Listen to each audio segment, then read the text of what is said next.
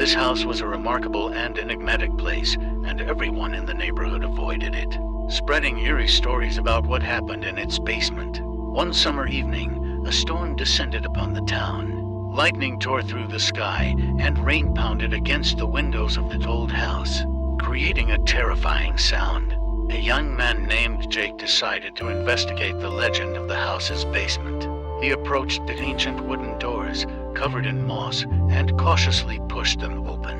Inside, it was dark and eerie, and Jake turned on the flashlight on his phone to illuminate his path. The staircase led downward into darkness, and he began to descend. With each step, a cold shiver ran down his spine, but his determination never wavered. When Jake reached the basement, he could smell the mustiness and mold. The passages were narrow, and the walls were covered in old, cracked plaster.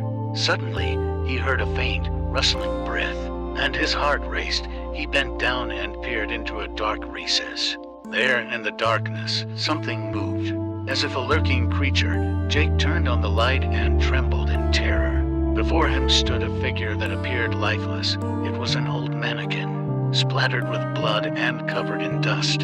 After the initial shock, he noticed rows of old mannequins hanging in the room, each one appearing more horrifying and decrepit than the last.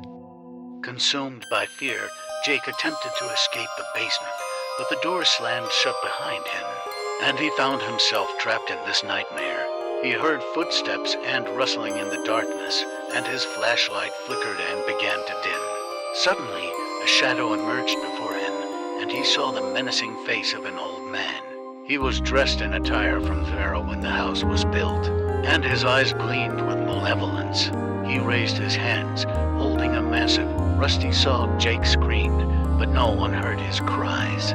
Since that day, his fate remained a mystery, and the old house was considered cursed. The legend of the basement became even more terrifying, and now, nobody dares to approach the house, knowing that something dreadful and sinister lurks in its darkness.